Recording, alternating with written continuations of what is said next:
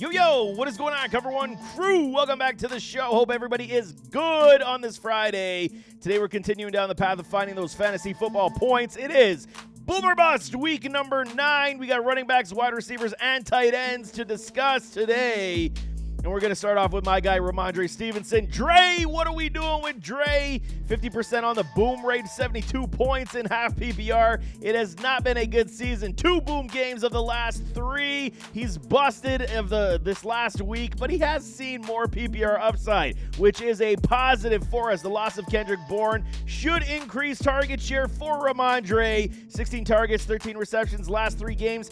It is a positive step. It's not great to the elite levels we saw last year, but it is a positive step, man. Facing the commies, who traded away Sweat and Chase on the trade deadline. Could leave more room for Dre to gallop through. We'll see. Pressure on Mac Money Jones. Slight upside is returning back to Ramondre. Back to boom this week. I think he at least gets us 12 points and potentially a touchdown. Gallop, man. Tony Pollard, next one on the board. 57% boom rate. Not good, man. 85.1 points.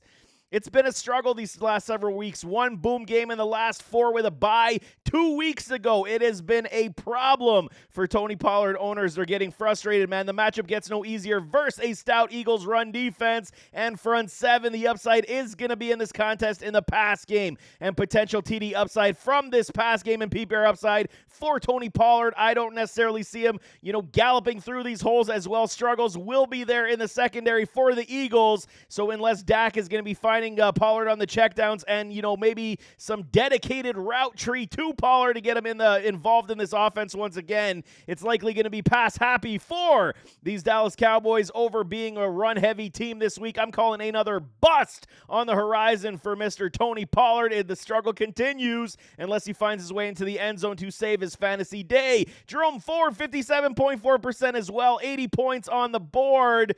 I mean, Ford's coming off that ankle injury, but, surprisingly enough, he did suit up this past contest and played some snaps, man. Boom, 2 of the last 3 contests with a bust last week. The addition of Kareem Hunt has removed the top-end touches for a Jerome Ford, so it's good for Hunt owners, bad for Ford owners. And, in a contest where Deshaun Watson could sit again, there is potential he does play.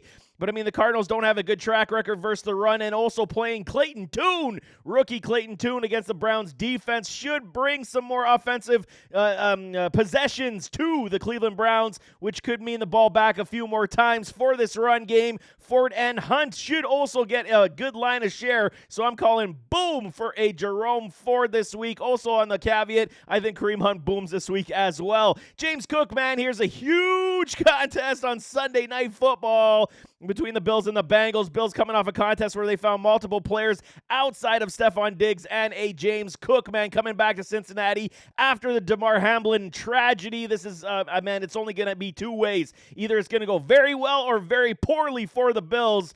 But you got to believe the Bills will establish the run to keep Joey B off the field. The play-action pass should be set up in this regard. Hopefully we see Cook get some PPR upside as well. Cook should have a bigger role after 3 bust games out of 4. Let's go back to boom for James Cook this week once again. Wide receiver Puka Nacua. Okay, 62.5% on the boom rate, 122 points. It's good, man. His season has been good. Puka basically burst onto the scene and continued to show that it was no fluke. But, however, the last couple contests, we've seen Puka have a somewhat of a drop-off, man, busting 2 of the last 3 games, where week 6 and 8, he only garnered a meek 10.4 points combined. It is not good. Now Matthew Stafford dealing with a thumb injury, and he's not been ruled out just yet, but I do believe it could be coming very soon. And they did suggest early on in the week that IR is a potential for a Matthew Stafford. So, going against the Green Bay Packers on the road, this is not necessarily a good spot, especially if Matthew Stafford does not play. I'm going on the predication that Stafford will sit this week, calling a bust for a Puka once again, because I don't like ripping, really tossing balls and then supporting this offense. Chris Olave, my guy, CO2, 50% on the boom rate, almost 80 points scored. And, my guy has not been the revelation that we had anticipated this season. Started out the gates extremely strong, scoring half of all his season totals in the first 3 weeks of the season, and the remainder has been a big problem. Olave has seen his target share pulled back since Carr was dealing with that AC joint, and then the evolution of a Rashid Shaheed. But captain checkdown is now Derek Carr. He's going to Alvin Kamara on the regular. We're even seeing balls bouncing off Olave's head. This is not good news, but it's time for a big bounce back. It's been far too long. Bounce back week for ACO2. Let's call a boom for Chris Olave. Adam Thielen, 85.7% on the boom rate, man. He is killing it. This offseason, I did have Adam Thielen as one of my top value late round gems. Hope y'all got him on your roster. And listen, week 1 of the season was a bust massively. 2.2 points on the board. But since then, Adam has been a massive boomer candidate. And I mean, every single week has been a boom since. And the evolution of Bryce Young starting to bear fruit just a little bit. Thielen is 11th most in targets for wide receivers in the entire league. This is great news in facing a Colts defense that hemorrhages points to pass catchers. Thielen is turning into Mr. Automatic. No kidding, man. Boom! Once again this week. He's just going to continue this train, man. Choo-choo! It's going to keep going, I'm telling y'all. Brandon Cooks, 33.3% on the boom rate. And there has been struggle. I mean, looking like a massive bust addition for this offseason for the Cowboys. Finally, we witnessed Coach McCarthy get out of his own way and install Cook in the past 2 games. Cooks has found the end zone in week 6 and 8, and the bye was week 7. So, I mean, facing the Eagles defense, which should focus on stopping a CD Lamb, you got to believe that Cooks is going to find some open field. I mean, the front 7 likely is going to stop the run, stifle the run in Tony Pollard. So, I mean, with fantasy footballs, I mean, what are we going to say about the best run defense in all of fantasy football? I should say it that way. Cooks and Ferguson should see an influx of targets this week to help support a Dak Prescott. So I'm calling boom again for this speedy wideout. Excuse me, it should be 3 weeks in a row for this wide receiver. Tight end Kyle Pitts, 25% on the boom rate, not good, but tight ends have not been booming for us this year. It's been very difficult, 52.9 points on the board for Kyle Pitts. And while it appeared, I mean, Kyle Pitts was turning the corner back in week 5 and 6. The last 2 weeks have seen limited target share coming his way, and it comes with the struggles of a Desmond Ridder behind center, and Coach Arthur Smith has seen enough, announcing Tyler Heineke is going to be starting this week.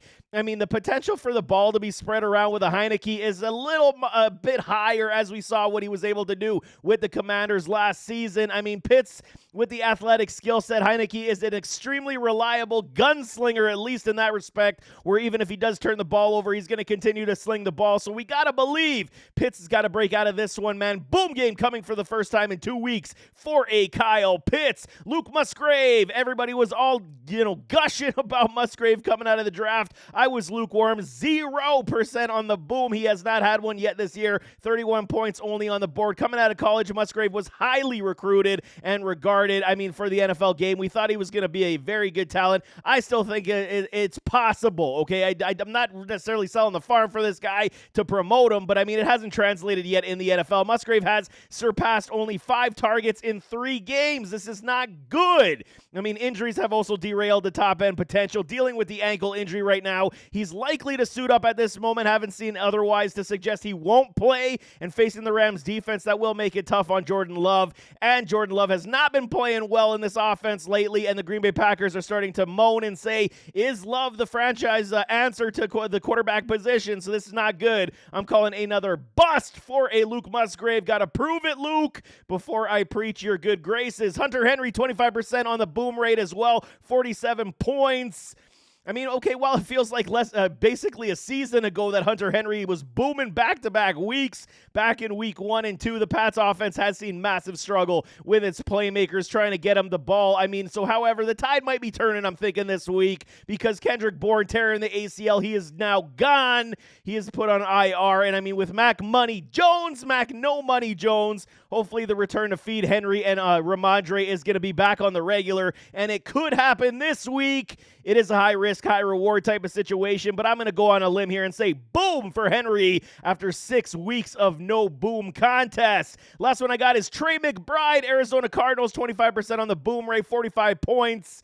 One of the bigger tight end waiver wire ads this week and this past week, the Cardinals' Trey McBride. I mean, he's taken every opportunity that's coming his way with Zach Ertz on the IR. This is a positive thing. I like Trey McBride a lot when he was coming out of his draft class. I think there's a lot of skills and potential here. But I mean, with that, the Cards traded away Josh Dobbs to the Vikings before the trade deadline, leaving rookie Clayton Tune, to be the starter this week versus a very stout Browns defense. I mean, the rookie QB versus Myles Garrett and company. This does not look good for top-end point productivity. A huge blow-up game last week for McBride, 20-point showing. It is very positive, but I think it turns into a bust this week with massive risk with a rookie quarterback facing a wonderful defense like the Cleveland Brownies. So there you have it. That is this week's edition of Boomer Bust. I mean, it's been up and down for a lot of these players. Will some of them get off the schneid? We will see. It is the war of attrition for fantasy football as these wins continue to become